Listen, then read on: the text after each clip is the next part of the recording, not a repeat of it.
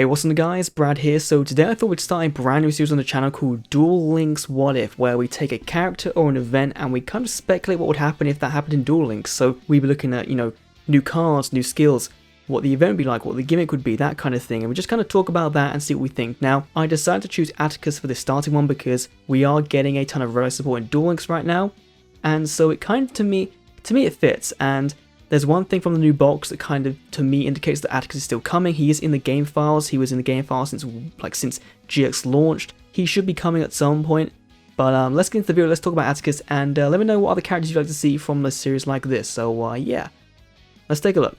So Atticus is the older brother of Alexis from GX, who went missing in the abandoned obelisk Blue Dawn before Jane started attending the school. He was lured into a trap by Professor Banner and was forced to give in to the power of Nightshroud in order to survive. He then became acquainted with Kagemaru and was enlisted as one of the 7 Shadow Riders, which is where he made his debut in the show. For this video, we're mostly going to be focusing on Atticus as Nightshroud because that's his cooler and much more iconic form, a bit like how in Duel Links Zane is Dark Zane rather than just Zane Truesdale.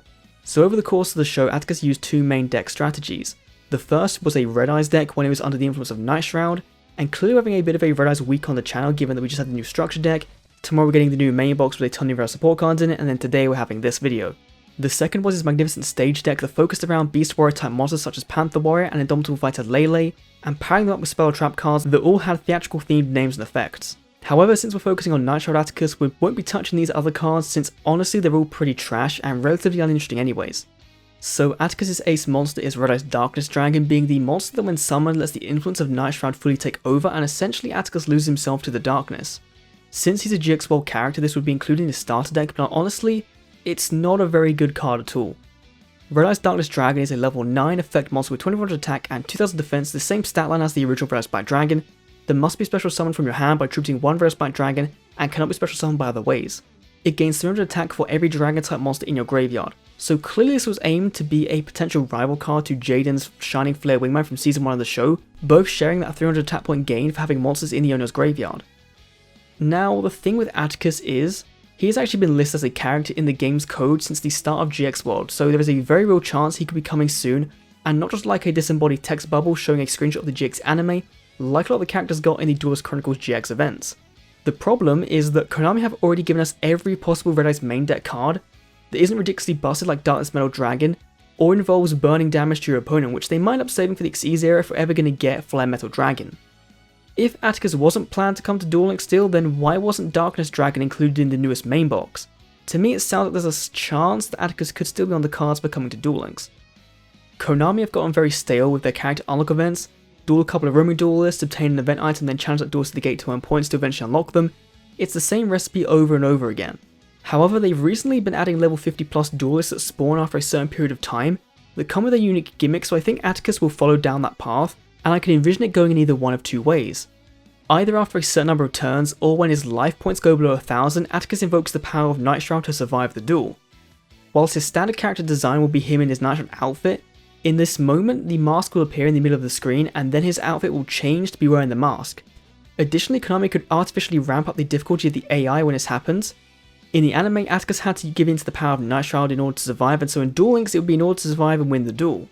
His skill would allow him to draw into say Red Eyes Darkness Metal Dragon on his next turn, which in a Dragon focused deck would be incredibly easy to summon out, but not ridiculously broken to the point where it completely overpowers you. If you don't know what Darkness Metal does, it's a level 10 dragon with 2000 attack that can be special summoned from your hand by banishing 1 dragon type monster you control, and can special summon a dragon from your hand or graveyard once per turn. So if Tyranno Hasselberry can have Ultimate Conductor Tyranno in his level 50 deck, then surely Atticus can have Darkness Metal as well. Alternatively, what if the event actually gave Darkness Metal Dragon its anime effect, which basically makes it a broken Silent Magician and a proper upgrade to Red Eyes Darkness Dragon, rather than just being able to special summon monsters. Its anime effect is this card gains 400 attack for every dragon type in your graveyard. You can negate the effect of spell cards that target this card, and you can discard 1 card to negate the activation and effect of any spell card your opponent controls and destroy it. I think that would be pretty busted and potentially fit a higher than level 50 duelist, which Konami did explore in adding with the Sartorius event I believe it was. Though in that event he kept starting with higher and higher life points, so there's definitely a trade-off to be had when designing these events. Then again, Konami saw a relatively large backlash to Epic Yu-Gi being relatively difficult to defeat rather than a complete sponge like most of the duelists are, so this probably would never happen. So what I wanted to do with these videos was talk about some of the unique character skills and cards that could be acquired either as level up rewards or from event missions, but once again, Atticus' deck being almost entirely Red Eyes based means there aren't many cards we could realistically see him bring to the game, and most of his other generic dragon cards such as Spear Dragon, Troop Dragons, and a Wingbeat of Giant Dragon are already obtainable in Duel Links. Atticus would give Konami a good excuse to make the Red Eyes Insight and Spirit cards available outside of tickets, potentially as droppable event cards or via the card trade EX for newer players, which would then encourage spending on the Red Eyes Structure deck and Blazing Rose main box, which is what they want everyone to do anyway. So immediately you might be thinking, oh, let's put Red Eyes Darkness Metal in the game as a reward, from which in a game balancing perspective that wouldn't be a bad shout, allowing them to hard limit a very powerful card that is also at the same restriction in the TCG. However, from a profit standpoint, it doesn't make sense because competitive players would pay a lot to have this card in their deck, so it just won't happen.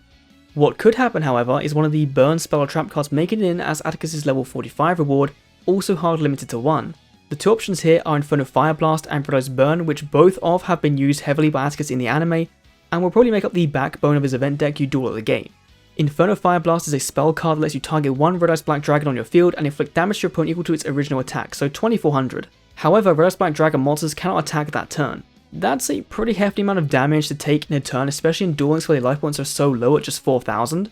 Additionally, you could say use on a Red Eyes Slash Dragon summoned out via Red Eyes Fusion to deal 2800 to your opponent because Fusion makes the summoned monster be treated as a Red Eyes Black Dragon. Red Eyes Burn on the other hand is a little slower, being a trap card and has a much harder to meet activation requirement.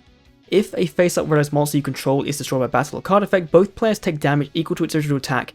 It's basically a Ring of Destruction like card for Red Eyes decks, and could cause a large amount of draws to occur. I feel like Burn would be the more riskier card to use, especially if you just took battle damage, and so would be the fairer card to come as part of his rewards.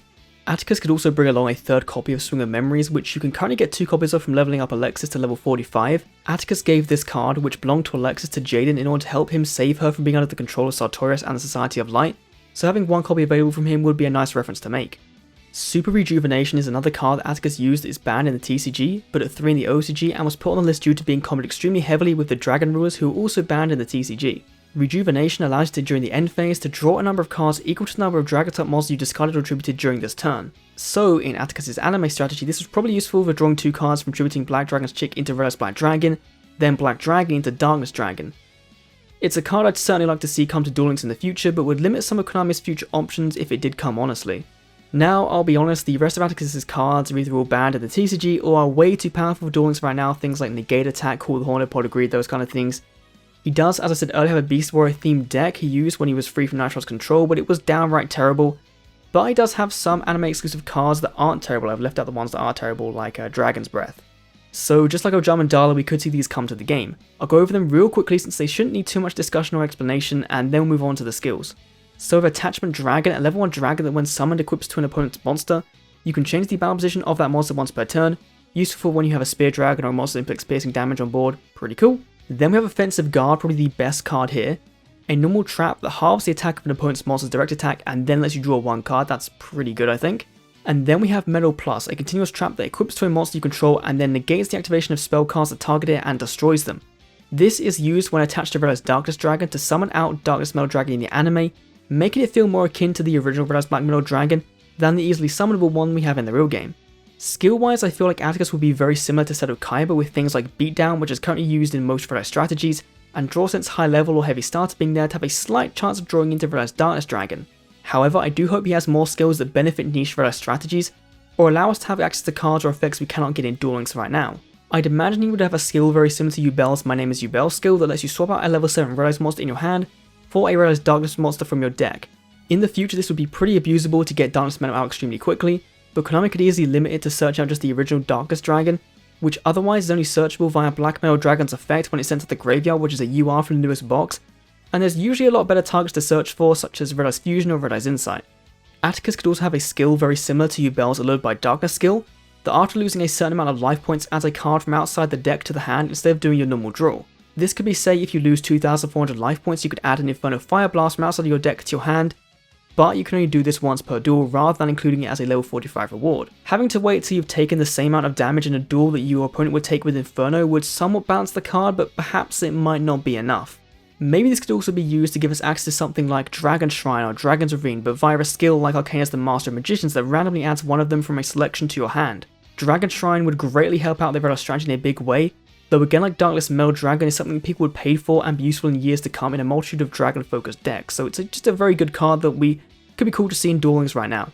And that's all. This actual recording took forever. I had a really rough day today, and I didn't have as much time to think on all the skills as I would have liked, so let me know what unique skills you think Atticus would bring to the table if he ever came to Duel Links.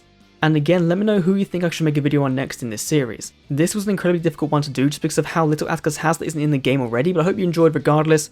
Thanks for watching, and I'll see you all in the next Duel Links video. See you then. Okay, that's all the time I've got.